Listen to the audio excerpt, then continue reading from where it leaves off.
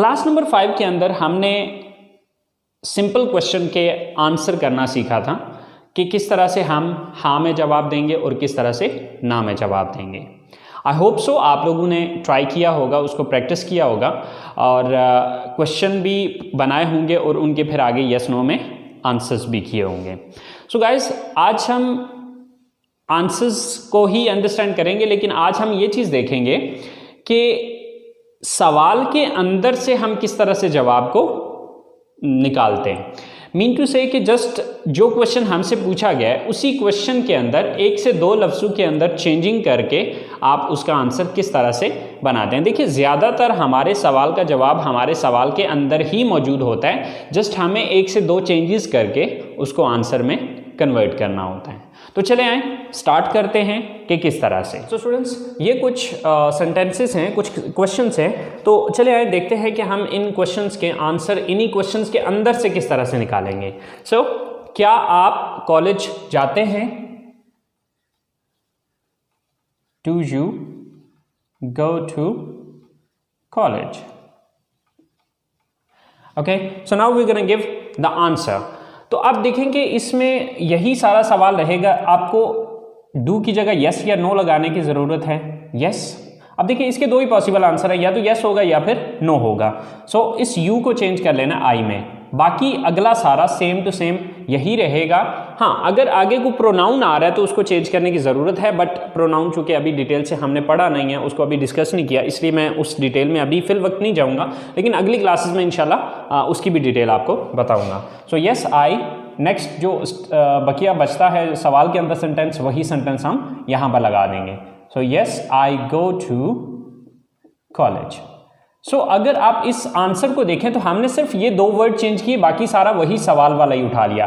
अब इसी को अगर हम नो में कर दें तो यस की जगह लगाएंगे नो आई, और यहां पर आप डोंट लगाना पड़ेगा। No I don't go to college, क्योंकि ऑलरेडी आपको पता है कि जब हम नेगेटिव बनाते हैं तो सब्जेक्ट के बाद हम डोंट लगाते हैं।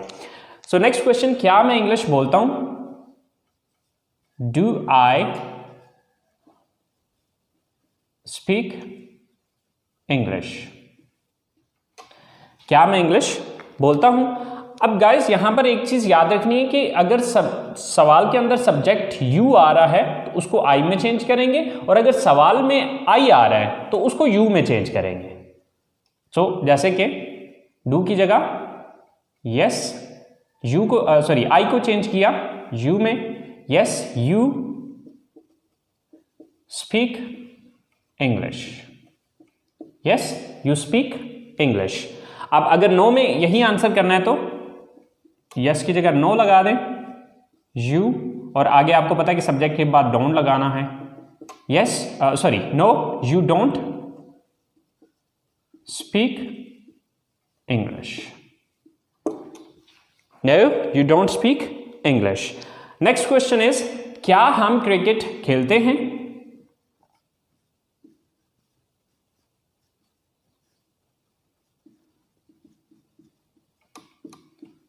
Do we play cricket? अब इसके दो पॉसिबल मीन आंसर्स हैं, बट इसमें ये जो वी है ये या तो वी ही रहेगा या फिर इसको यू में कन्वर्ट कर सकते हैं। अब देखना ये होगा कि जो बंदा सवाल पूछ रहा है वो अपने बारे में बात कर रहा है या आप खुद भी उसमें शामिल हैं। अगर तो वो सिर्फ अपने बारे में बात कर रहा है या अपने साथ जुड़े हुए कुछ और लोगों की बात कर रहा है, लेकिन आप खुद उसमें शामिल नहीं हैं, यानी कि जिस बंदे से सवाल कर रहा है वो बंदा उसमें शामिल नहीं है, तो फिर यू लगाएगा। अगर आप खुद भी उसमें शामिल हैं तो फिर उसमें आपको वी ही लगाना पड़ेगा। तो इसके दो पॉसिबल आंसर हैं, एक तो आप ये कहेंगे sorry yes we play cricket. देखिए, वी उस सूरत में होगा कि अगर जिस बंदे से सवाल पूछा जा रहा है वो भी शामिल है, लेकिन अगर फर्ज करें वो बंदा खुद शामिल नहीं है तो इसकी जगह फिर हम वी नहीं लगाएंगे बल्कि यू लगा देंगे। Yes you play cricket. Okay, तो वी उस सूरत में होगा कि जिस बंदे से सवाल पूछा जा रहा है, ठीक है, वो खुद भी इसमें शामिल हो। ठीक है, और अगर वो बंदा खुद शामिल नहीं है तो फिर वी नहीं लगेगा बल्कि आप वी यू में कन्वर्ट कर देंगे। सो अगर नो में आंसर करना हो तो नो, वी या यू, अब वो डिपेंड करता है क्वेश्चन पे। So don't play cricket. Okay, so no, we are you don't play cricket. So हमारा नेक्स्ट क्वेश्चन है, क्या वो किताबें पढ़ते हैं? Do they read books? Do they read books? So do की जगह yes, next same to same, they read books. और अगर आप इसी को नो में लेके जाते हैं, no they don't read books. So guys, अब देखें कि हमने ये जो 4 क्वेश्चन बनाए हैं, इन क्वेश्चन के अंदर अगर हम देखें तो कोई लंबा चौड़ा चेंज नहीं किया हमने, सिर्फ एक शुरू में यस या नो लगाया है और आगे सब्जेक्ट को अगर ज़रूरत पड़ी है तो हमने जस्ट सब्जेक्ट को चेंज किया है। अब आगे मैं आपको ये चीज़ भी बता देता हूँ कि कौन कौन से सब्जेक्ट किस में चेंज होंगे और कौन से सब्जेक्ट चेंज नहीं होंगे। सो स्टूडेंट्स, ये वो वर्ड हैं जो कि आपके अगर सवाल के अंदर आ रहे हों तो आप उनको इनमें चेंज कर देंगे। अगर आपके सवाल के अंदर यू आ रहा है तो उसको आप आई में चेंज कर सकते हैं या फिर वी में चेंज कर सकते हैं। अब देखना ये होगा कि सवाल आप अकेले के बारे में पूछा गया या आप 2 या 2 से ज़्यादा लोग हैं। अगर अकेले हैं तो आई यूज़ करेंगे जवाब में, और अगर 2 या 2 से ज़्यादा लोग हैं तो फिर वी यूज़ करेंगे। अब अगर सवाल के अंदर आई आया तो उसको हम जवाब में यू में चेंज कर देंगे। अगर सवाल में वी आया है तो उसको वी में भी यूज़ कर सकते हैं और यू में भी यूज़ कर सकते हैं, क्योंकि अब ये डिपेंड करेगा कि सवाल किसके बारे में है।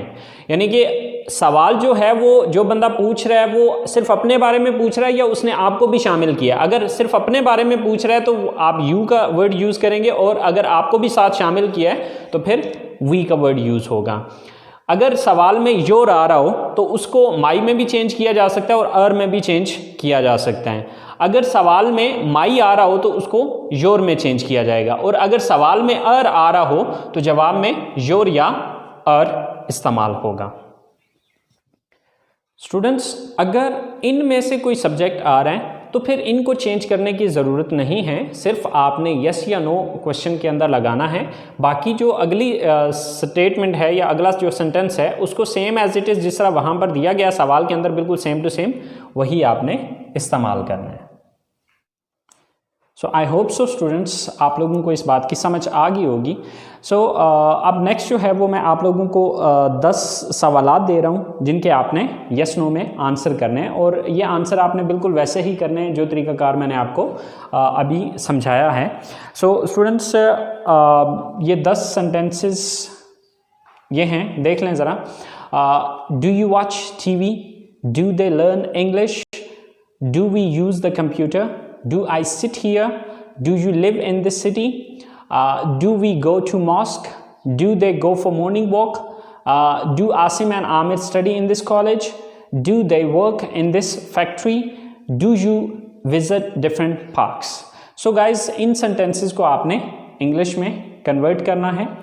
तो इंशाल्लाह यही सेंटेंसेस जो है वो मैं अगली क्लास में बनाऊंगा। तो आपने अपने सेंटेंसेस देख लेने कि आया कि जो सेंटेंसेस मैंने बनाए और आपने बनाए आया कि वो सेम है या उसमें कोई कमी बेशी है। So guys, I hope so आप लोगों ने क्लास को एंजॉय किया होगा। सो प्लीज़ गाइज़, अगर आप लोग इन वीडियो से कुछ सीख रहे हैं तो अपने दोस्तों को अपने जितने भी कॉन्टैक्ट्स हैं उनके साथ शेयर कीजिए इसको, ताकि आपके साथ साथ वो भी सीख सकें। और अगर आपने अभी तक मेरे चैनल को सब्सक्राइब नहीं किया तो प्लीज़ सब्सक्राइब कीजिए, और कोई भी चीज़ समझ में नहीं आती है तो प्लीज़ नीचे कमेंट्स बॉक्स में आप लोग ज़रूर मेंशन कीजिए। इंशाल्लाह I will try my level best to clear your confusions. So guys, you take care of your self and इंशाल्लाह hope to see you next time soon. अल्लाह निगहबान।